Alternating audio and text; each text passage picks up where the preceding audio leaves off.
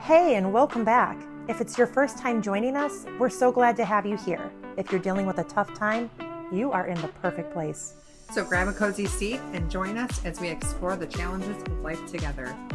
Armed with friendship, a genuine desire to help, and a bit of laughter along the way. This is Rising from Ash, where every Thursday we tackle a new experience together. With that, let's get to it. Hey guys, welcome back. Welcome back. So this episode, we are going to do something a little different. We are going to interview each other, essentially, ask each other different questions to see what the other person's thoughts are, and then we'll also chime in with our own thoughts on that particular question. Kind of see what our views are on healing. And You want to start, Ash? okay. What's the part of yourself that's the hardest to love? And how are you learning to love her anyway? Ooh, that's a good one. Yeah, right out the gate. Whew. Let's jump into it. Yeah. Head first. I think the hardest parts for me to love in myself is that I'm not where I want to be in life. And I have high expectations for myself, and I don't feel like I'm meeting those. So I think that's the hardest part. And how am I loving myself? Yeah, how are you learning to love it anyway? I'm really working on giving myself grace. That's been a struggle for me. I'm really giving freely of grace to everyone else, but giving it to myself is extremely challenging for me. So I'm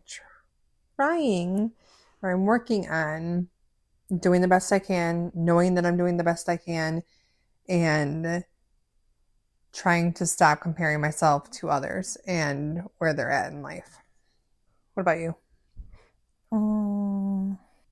The hardest part, I think it's like the part of me that's sensitive and feels too much. I feel like I'm too sensitive, like, you know, like the energy in the, I don't know. I'm just very, very sensitive. And I think that leads to me being taken advantage of. Like an empath? And, yeah, sensitive? the empath, yeah. And it's hard to love. I mean, you know, just because it feels like a weakness a lot of times. And I tried to, like, you know, and that's the part that whole part of me that is so sensitive is also the part of me that has like that anxiety and is like waiting for goodbyes, even if they're never going to come. And, you know, like expecting the worst and walking on eggshells and minimizing herself. And, you know, it's just that person.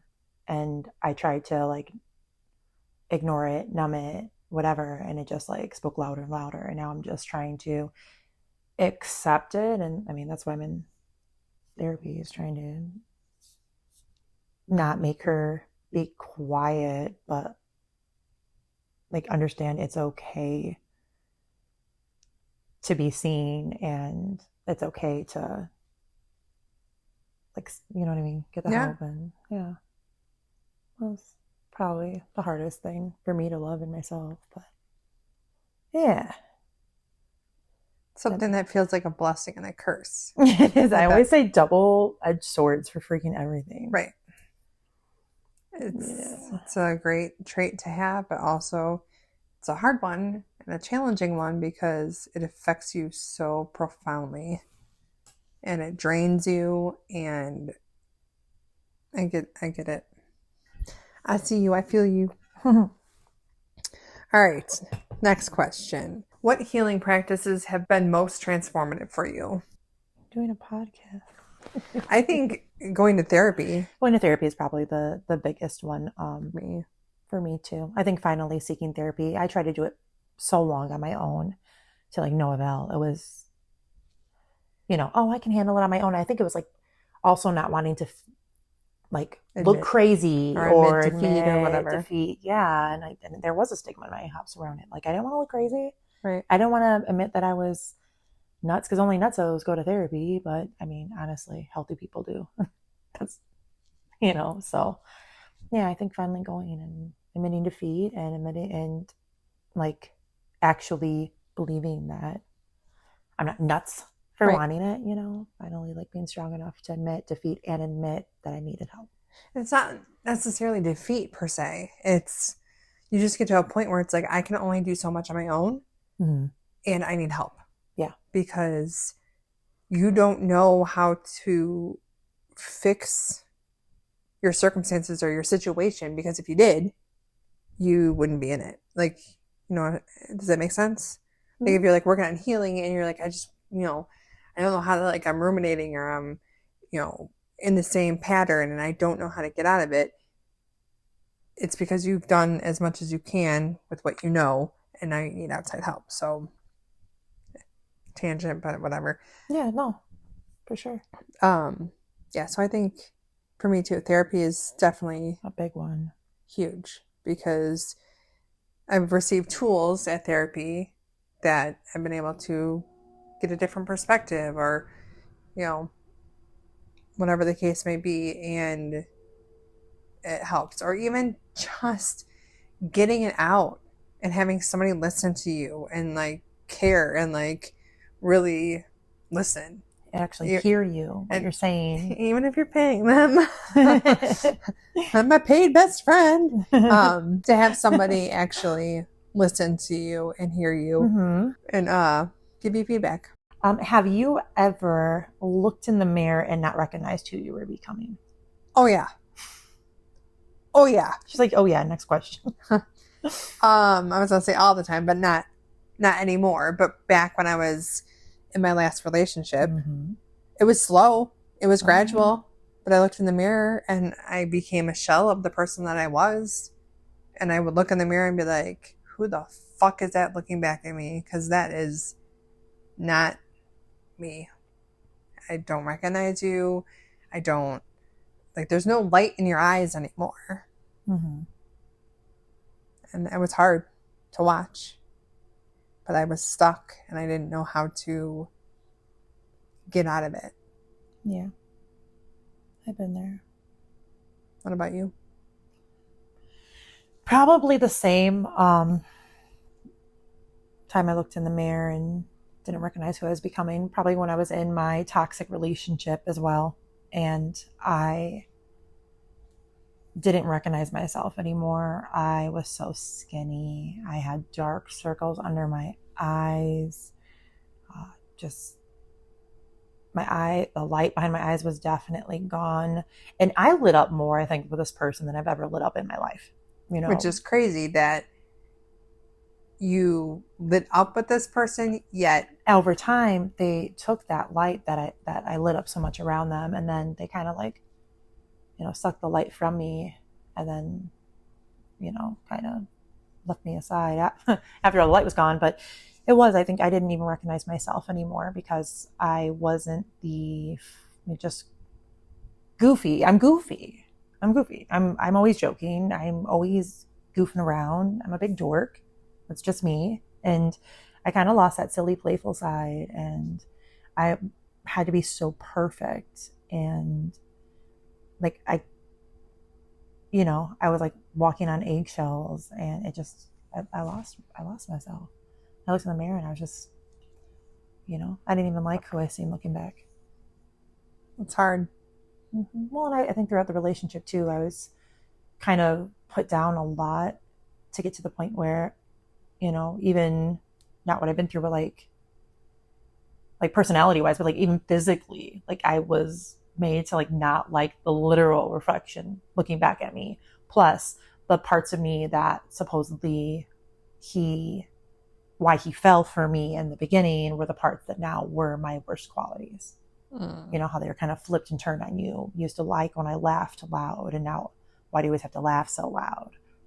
Like kind of obnoxious. And I was like, oh, I thought you liked that about me. Like, so like it kind of tears you down slowly, Right. where you're like, Like kind of builds you up, oh, but it's a false build up and then it just cuts you at your yeah, knees yeah. because And it's then the you opposite of what feel, they said. yeah. And then it's like gaslighting. They'll tell you again later on, oh yeah, I love your laugh. And you're like, wait, you told me I laughed too loud. I never said that. That kind of Gotta thing. love it. Mm-hmm. Can you describe a breaking point that eventually became a turning point? A breaking point that eventually became a turning point. Do you want to think about that for a second? Because you have an answer? I do. Then you go. All right. And I'll think about that. All right. I'll get back to you.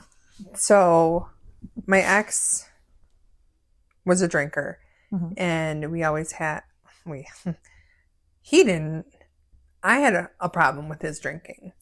And like I said, we broke up and got back together like 5 different times. And this one instance, he left and he had been drinking. And I texted him when he left and I said, do not come home until you're sober. He ended up coming home at like 2 o'clock in the morning and was not able to get in the house because he tried the garage code, but he was entering the wrong code for the garage. And then he tried to come in the front door. He didn't have a key. His buddy dropped him off. I was in the kid's bedroom because I knew how the night was going to probably play out. So I was in the kid's bedroom and there was no way in hell I was opening the door. And he was looking at the ring, talking to the ring. He didn't know I was awake. I was awake, but he was talking to me, quote unquote. But because it's 2:30 in the morning. But anyways, so then he was cussing me out, yelling at me through the ring, calling me names, and then since I wasn't opening the door, he started kicking it in. And that became the turning point because I ended up having to call the cops, and they basically told me that it's his house and if he wants to damage his property, he can. And they're like, what do you want me to do? And I'm like, take him to jail to sober him up. And they're like, well, this is his house and he lives here and he just wants to come inside and go to sleep. I said, so what am I supposed to do? Take my kids and leave? And the police officer said, that's probably your best bet. So that was a turning point. When I had to wake up my children at 2:30 in the morning because their dad was so drunk and kicking in the front door that I had to remove them from their bed, which is, you shouldn't have to wake a child up at 2:30 in the morning. Regardless, yeah. Right. Let alone that it's their dad, So we left and I'm like, fuck this. I'm done. Done. So that was the turning point. I'm like, I can't keep doing this. And this is not the first time. And I'm done. That was just my fuck you. I'm done. That was definitely the thing that said, all right, as soon as that was over, I'm like, breaking point. You're like, divorce. Yes. Divorce is getting the papers. I'm done. I can't do this anymore. Yeah. I found my lawyer. Yeah. That's when the divorce went down. Can you describe a breaking point that eventually became a turning point? I think my biggest, not biggest one in my life, but actual turning point, because there's different times in my life where, it was this minor turning point, but I think the big one for me, and it was very small and subtle, and it wasn't like something like yours, like a big, literally with a boom, it didn't come crashing through the door. Crashing through the door here. But it was more of, I was standing in the kitchen and I've got, making dinner. And I've got 12 different things going on at the same time. And I've got the kids needing my help. And they're calling me. Typical mom. Yeah, typical mom. And a bunch of things are going on. And I realized I was showing up for everybody but me. I was spreading myself so thin. And in that moment, I realized I was showing up for everyone but me. But I was crumbling. And I didn't even know it. So kind of a turning point, because that's when I decided to start. I told the doctor first, and then I talked to a counselor and started putting my health, making it a priority, my mental health, because I want to be the best mom I can be for my kids. They truly deserve that. I mean, at my best, and I deserve to be happy and not just surviving. And I kind of got to a point where I was just surviving the mundane, day in, day out. On autopilot. Not living. Just coasting. And it's not that I don't get joy out of my kids. And in those moments, I was living in those moments. You don't have to explain yourself. Yeah, but I'm just those moments came. It's just, right. I was just showing up for everybody. And I felt like nobody was really showing up for me. Yet I was showing up for everyone else. So if nobody's going to show up for me, I realized that I had to show up for me. Mm-hmm. So I started getting help, and it's been a turning point for me. And it's kind of like, it's in the littlest ways. It's in me saying no when I don't want to, building boundaries, being okay with choosing me even when it upsets someone else, being okay with somebody being upset at me, being okay and realizing I don't have to be perfect, and I don't have to be a hero, and I don't have to, it's not that I don't enjoy being there for people. I really do. But that was probably one of my biggest ones. I was just, kind of at a breaking point where I'm like, wow, I need to change something because I can't go on like this forever. Nothing changes if nothing changes. That's what they say. All right, what you got for me? Let's see. What truth have you outgrown? What truth have I outgrown? Or do you want a new one? Well, that's a good one. So I think a truth that I have outgrown would be that I have to be perfect. That Yeah. and kind of. I've always been a perfectionist and beat myself up if I fell short of what expectation I placed on myself. And I'm learning that nobody's perfect. It's okay to not be the best at everything. And as long as I'm doing my personal best, that's all that matters. So I'm learning to give myself grace and not have that unattainable perfectionist placed on myself. The unattainable expectation placed on myself by me. Obviously I'm the one who's placing it on myself, but just to give myself more grace and to know that it doesn't always have to look perfect. It doesn't always have to look pretty. There's balance. There's the truth that I've outgrown is having to be perfect and not messing up. And it's okay to do your best and leaving it at that. That's good enough. Whereas before I had unattainable expectations placed on myself. What about you? What's a truth? What truth have you outgrown? I keep forgetting the way it's worded. What truth have I outgrown? The truth that I've outgrown is that love is earned, and that I have to perform to earn love. That is a great one. That's the truth that I've outgrown that. I used to think that I'd do that for the longest time.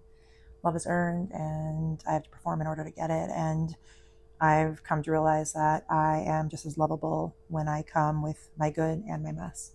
Absolutely. Definitely look at that a different way now that I am. And I'm never too much anything for the right ones. Yeah. I'm proud of you.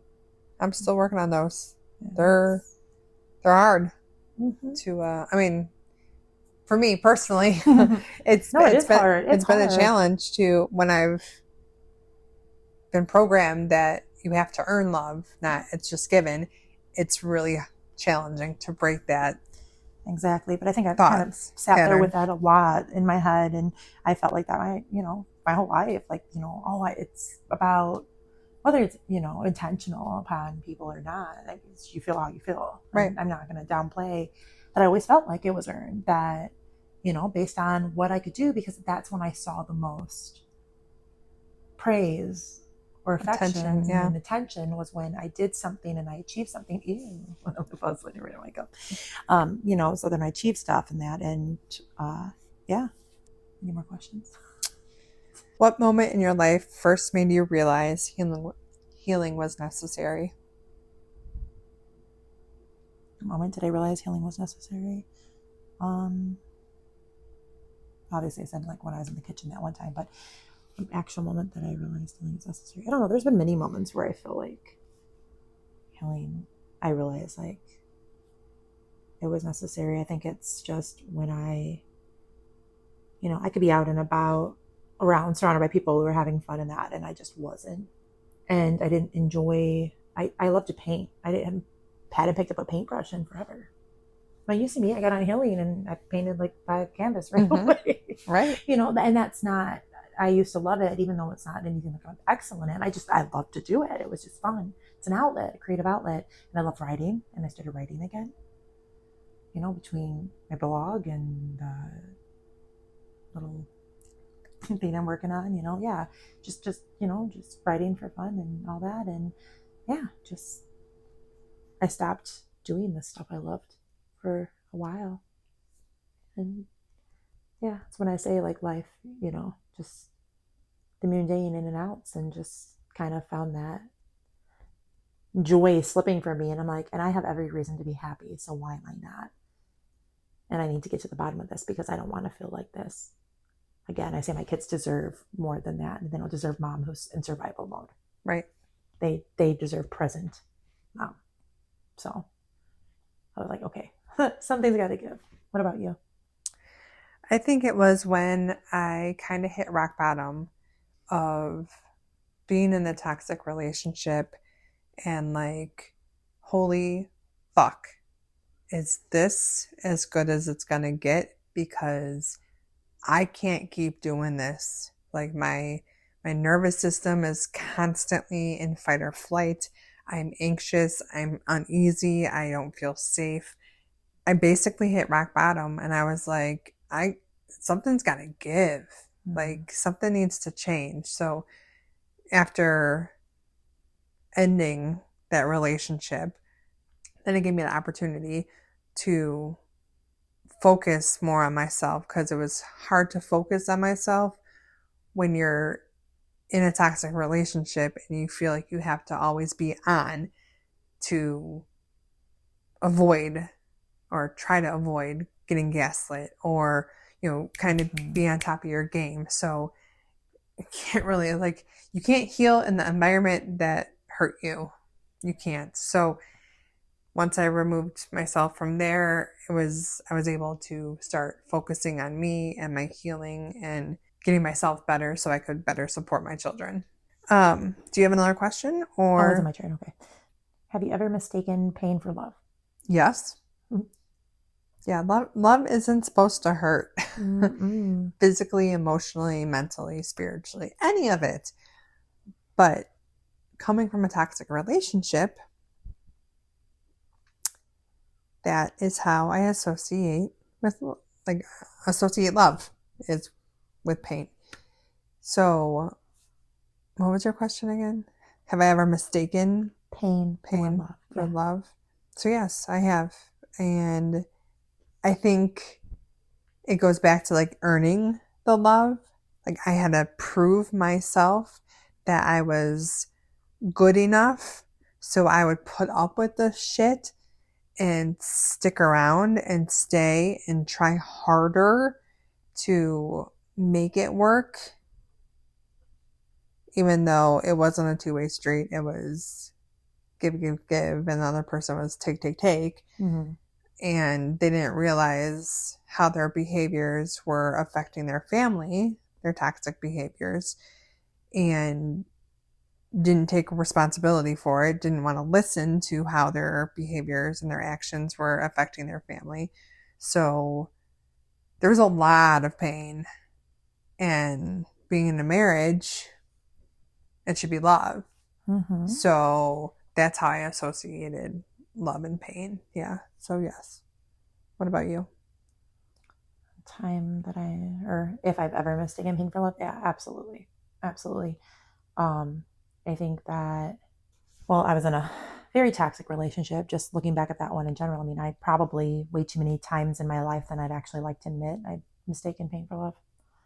Um, I kind of started to look at like jealousy was affection and inconsistency was excitement rather than just inconsistency. That like I started settling for crumbs Mm-hmm. and calling it love. I started like these negative things. And somewhere along the line that I learned that, I had to perform for love, and that love was earned. And there was a little bit of pain in love. Love's a little bit painful. And if you don't have that feeling, then it can't be love. Right. So I started getting, confusing pain with love and staying in things that were familiar. Mm-hmm. That gave me that, and I considered familiarity. Is that how you pronounce Yep. it? Love. That it was, but it really wasn't. It was just like that, those feelings that I had, that I associated, that negative feeling that I associated with love. And if it doesn't have that little bit of pain, I always tell you, a little bit of excitement, a little bit of pain, but it really is. It's that inconsistency. It's that toxicity. That's familiar. It's that familiarity, and that's love, isn't it? So definitely know now. Excuse me. I definitely know now that love is not pain. Love is the opposite. Love is care and nurturing, and it's not painful, and it's understanding and loving and not earned. It is given. I mean, there can still be disagreements and arguments and stuff like that. Nothing's perfect. It's actually unhealthy, they say, not to have disagreements, because then if you are in a relationship where you never have disagreements, somebody's conforming. Yeah, and it's actually unhealthy, because that means that you don't know how to communicate healthy with each other, because disagreements are going to happen. A healthy relationships knows how to have a difference of opinion, and know that they don't have to have the same opinion on everything, and be able to disagree yet come to some sort of, or somebody's bending and not saying how they feel. Yeah, and then there's longevity that's not going to end well, or make somebody feel well in the That's long not run. healthy at all. Absolutely not. It really isn't. It's awful. Is that my question or yours? It's mine. It was that I asked that one, right? Yeah. Did I ask? Was there a part of your story that you avoided for a long time, and why? I don't know. I think there's several parts of my story that I've avoided for a long time.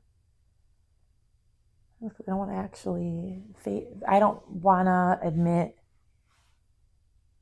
that things were what they really were. Like, I don't want to admit the truth, because it's too painful. It's easier just to live in my made up truth in my head, or you know what I mean? Live in denial. I like to live in, I live in denial. I say that a lot. I live in denial. I'd rather live in denial sometimes, because the truth hurts. And I think I'm afraid of admitting, and I'm afraid of looking back and finding something I don't want to. And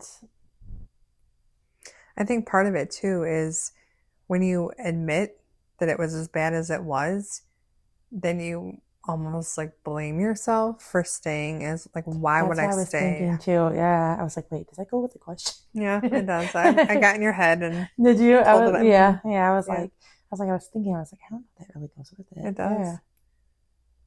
Exactly. That's exactly. Almost like blaming yourself and silly for staying, and just, yeah.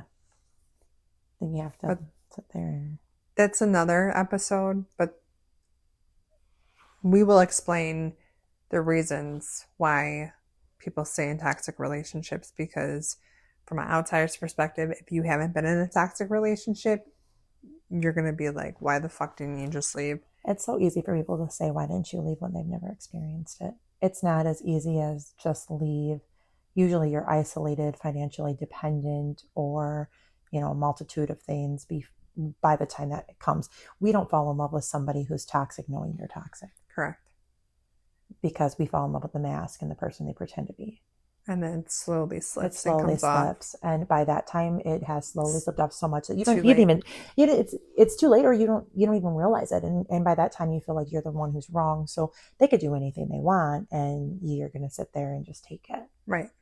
And you've already started becoming a shell of a person. Yeah, they've broken you down to a shell of who you They've stripped you. Yeah. And so you're not going to have that backbone to fight against them. You're just completely depleted. And yeah, sometimes it's everything. Like I always say, or I always say to you, the freaking rules change. The rules keep changing. And I don't know like I don't know what I'm even supposed to do anymore. Rules just keep Today changing. is what rule? What set of rules? I'm not sure. Yesterday Yeah. was this, but today it's different, right? Yeah. And you feel like you're just like tiptoeing. Like that's no way to live. You should never feel like you're on eggshells walking around your own house. Yeah. Your house should be your safe haven. You should be able to come home to your house and be able to just relax, let loose, just let your Mm-hmm. guard down, You think. not be on edge, and the complete opposite of everything I just said. It, Yeah. it shouldn't be something I was dealing with for the longest time in my long-term relationship was everybody would look forward to the weekends. Oh, it's Friday. Are you so excited it's the weekend? Yes and no. Mostly no, but a little bit yes because I'm not having to work, but no because I don't know what this weekend's going to bring. Mm-hmm. I'm on edge. I'm on guard. I have to babysit. I got to prepare myself. Mm-hmm. And that's not something you sign up for when you get in a relationship. Nope. Not at all. It's a give take. It's a supporting each other, not, one person's taking care of the other person at the expense of them. Yeah. Like, It should feel like being in your own home should feel like clarity and peace, not like chaos and panic right. and It should be a safe and haven, not fight or flight, on edge, all the time. nervous. Yeah. Should be able to relax When's the your own. other shoe gonna drop type of shit. No, No, it's not that's healthy. a fucking shitty ass way to live. And like we said, another episode, but Yeah, you can go on and on about that one for sure. Episode's worth. hmm? It's an episode's worth. Yep. When did silence become safer than honesty? Silence became safer than honesty way back early on in my marriage because anytime I would bring up how I felt, it would just get shut down. There was no responsibility taken. I would get some sort of pacification answer. Some of the time I wouldn't. Some of the time it would just be like, well, that was in the past. Basically, tough shit, suck it up. I don't care. So just got to a point of realizing that no matter how many times I shared with him, this is how your actions are making me feel, it fell on deaf ears. Or it got turned around and, well, you drove me to drink, or whatever the case may be. Why waste my breath? It's not going anywhere. So silence was better. You?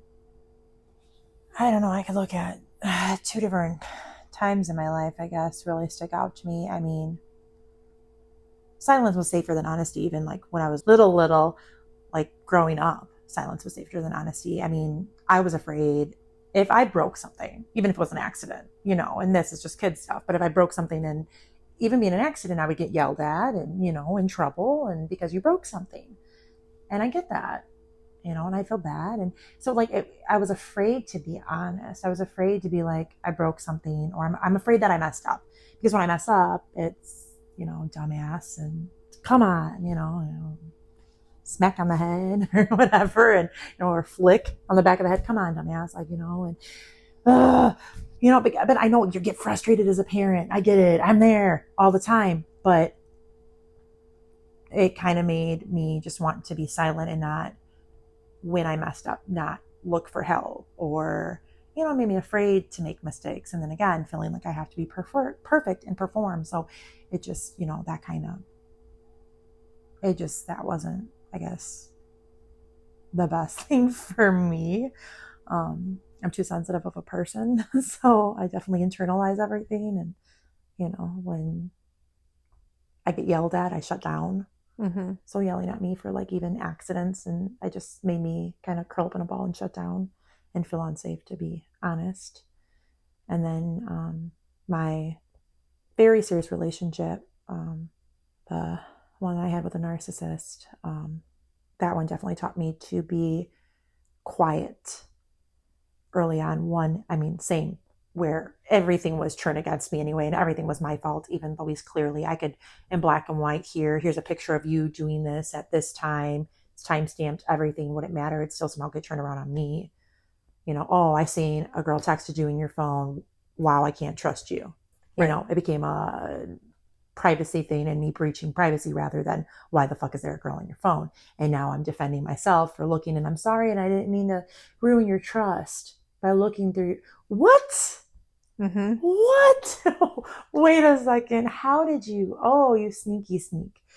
And, so that it was just better not to point stuff out. And sometimes I would just look past things because I didn't want to admit, again, defeat or because I loved him and I didn't want to admit that he'd hurt me. So, that was harder to swallow than just lying to myself even.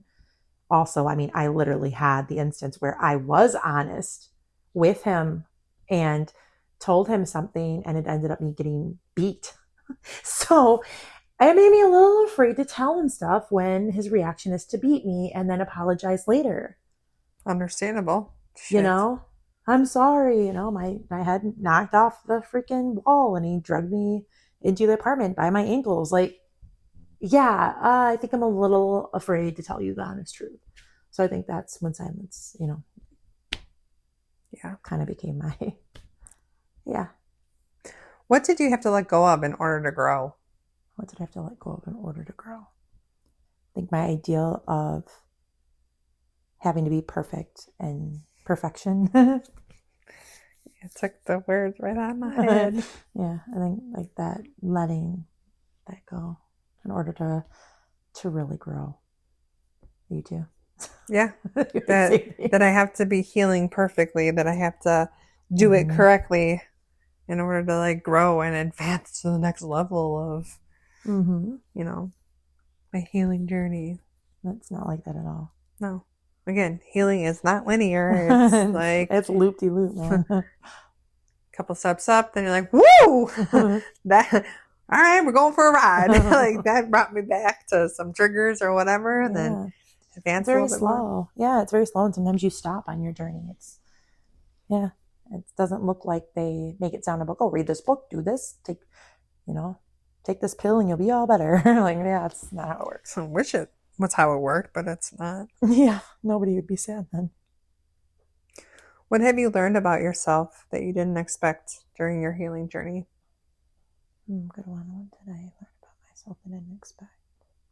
Well, one thing that I didn't expect to find was that my hurt went deeper than just my relationship. I didn't expect it to go back as far as it did. That definitely took me by storm. It was the furthest thing from my mind, that I had any healing to do from the past. And then it started on one, on that relationship specifically. I was like, I need to go. I need to let go of this. This is, just hindering me from growing and it doesn't deserve to hold space in my heart anymore. And I prayed and prayed and prayed for so long to let it go, to unanswered prayers. And I'm like, okay, maybe I need to do some more action.